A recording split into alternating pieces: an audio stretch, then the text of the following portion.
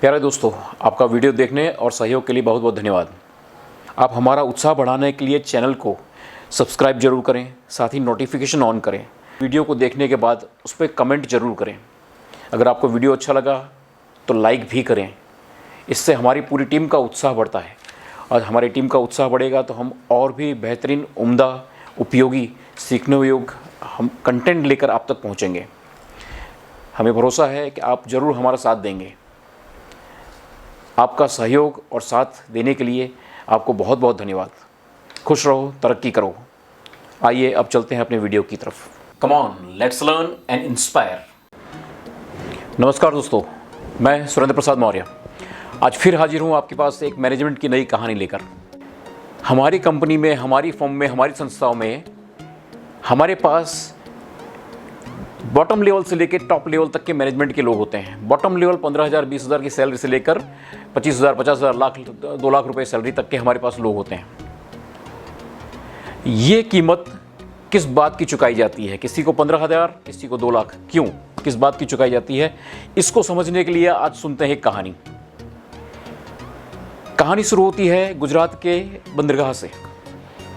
बंदरगाह पे जनरली जैसा होता है कि जहाज आके खड़े होते हैं, कुछ दिन लंगारे रहते हैं वहीं पर किनारे पर, उनका माल वगैरह अनलोड होता है, दूसरा नया माल उस पर लोड किया जाता है, उसके बाद में जहाज आगे बढ़ता है। इसी तरह एक जहाज मुंद्रा बंदरगाह पर आकर खड़ा था। काफ़ी दिनों से खड़ा था। अनलोड हो जाने के बाद फिर दोबारा वो लोड हो गया। लोड हो जाने के बाद में उन्होंने जाने की तैयारी की। उस जहाज़ के मालिक उसी जहाज़ पर थे। उन्होंने अपने गंतव्य स्थान पर जाने के लिए जब जहाज को स्टार्ट करना चाहा, शुरू करना चाहा, तो जहाज स्टार्ट नहीं हुआ। तो उनके जितने भी इंजीनियर वहाँ पर थे उस जहाज पे, सभी लोग उस जहाज को रिपेयर करके चालू करने के लिए हर तरह का प्रयत्न करने लगे। 1 दिन बीत गया, 2 दिन बीत गया, सबने प्रयत्न किया, लेकिन इंजन स्टार्ट नहीं हो रहा था। जहाज वहीं का वहीं खड़ा था और 2 दिन का नुकसान हो चुका था ऑलरेडी। तो किसी ने, बंदरगाह के मैनेजमेंट में से किसी ने उनको सलाह दी कि यहाँ पर एक बुजुर्ग इंजीनियर है, व्यक्ति है, जो जनरली जहाज़ों को अच्छी तरह से जानते हैं और रिपेयर करते हैं। तो एक बार आप उन्हें भी बुला कर दिखा दीजिए, शायद हो सकता है कि आपका इंजन स्टार्ट हो जाए। तो मालिकों को सलाह उचित लगी, उन्होंने तुरंत उसको बुलवाया। और जब वो इंजीनियर आए तो बुजुर्ग व्यक्ति थे एक, जिनके चेहरे से, दाढ़ी से एकदम समझ में आ रहा था कि हाँ, एक समय की धूल उनके ऊपर जमी हुई है और वो किसी अपने हुनरमंद व्यक्ति हैं। वो जहाज़ पे आए, जहाज़ को चारों तरफ से देखा, जहाज़ के हर कोने में गए, जहाँ जहाँ इंजन के पार्ट्स होते हैं हर चीज़ को देखा। देखने के बाद करीबन उन्होंने देखने में ही आधा घंटा बिताया। आधा घंटा बिताने के बाद में उन्होंने अपने जो थैला साथ में लेके आए थे औजारों का, उसमें से एक हथौड़ी निकाली और उस हथौड़ी को इंजन के किसी हिस्से के ऊपर हाथों से सहला कर 10 बार ठोका। और 10 बार ठोकने के बाद में उन्होंने कहा कि भाई अपने इंजन को स्टार्ट कीजिए। कप्तान ने इंजन को स्टार्ट किया। इंजन स्टार्ट हो गया। तो स्वाभाविक है कि मालिक वगैरह खुश हो गए। 2 दिन का ऑलरेडी नुकसान हो चुका था पहले, लेकिन अब इंजन स्टार्ट हो चुका था। सभी इंजीनियर्स भी, जो कि इस बात से अचंभित भी थे कि भाई इन्होंने आके ऐसा तो कुछ किया नहीं, सिर्फ हथौड़ी मारी और इंजन स्टार्ट हो गया। हम 2 दिन से परेशान हैं। चलिए कोई दिक्कत नहीं, स्टार्ट तो हो गया। फिर मालिकों ने पूछा उन बुजुर्ग व्यक्ति से, इंजीनियर से, कि आपके कितना आपका बिल हुआ? उस बुजुर्ग व्यक्ति ने कहा 10,000 रुपये।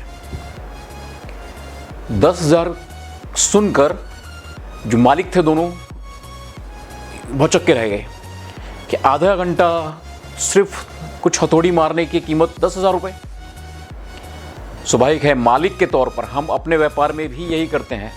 एक मालिक के तौर पर 10,000 रुपया छोटे से काम की कीमत देना वाकई में हमें झटका देता है। किसी भी बिजनेसमैन को झटका देता है। कीमत किस बात की? तो स्वाभाविक है वो भी अचंभित हुए। उन्होंने कहा एक काम कीजिए, आप कुछ कीमत बहुत ज़्यादा मांग रहे हैं, आप इसको ज़रा डिटेल में एक्सप्लेन कर पाएंगे कि आप किस बात की कीमत मांग रहे हैं और कैसे है, ज़रा डिटेल बताइए बिल का।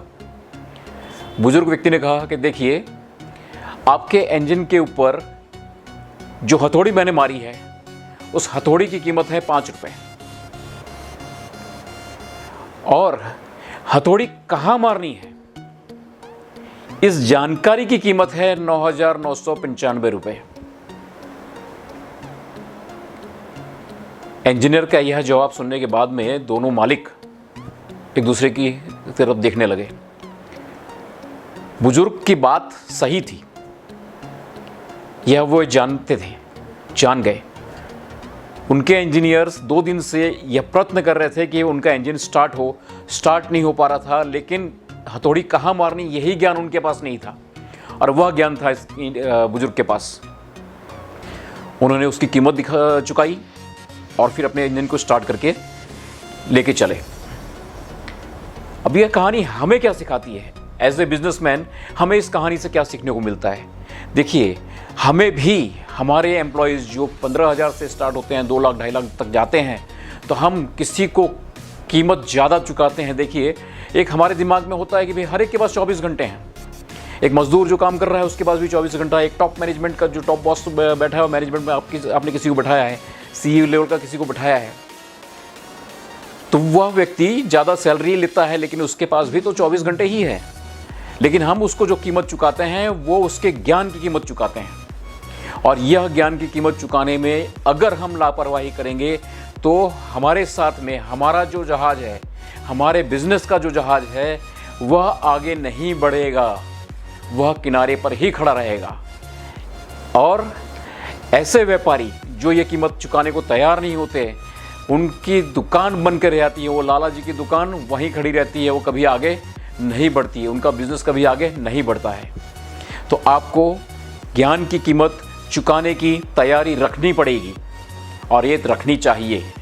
अगर आप ज्ञान की कीमत चुकाएंगे तो आपका बिजनेस का जहाज़ जो है समुद्र में जाएगा, नई यात्रा करेगा, नई कहानियाँ बनाएगा। और जब नई कहानी बनेगी तो याद है ना, वो जवानी जवानी नहीं जिसकी कोई कहानी ना हो, आपकी भी एक बेहतर कहानी बनेगी। खुश रहो, तरक्की करो।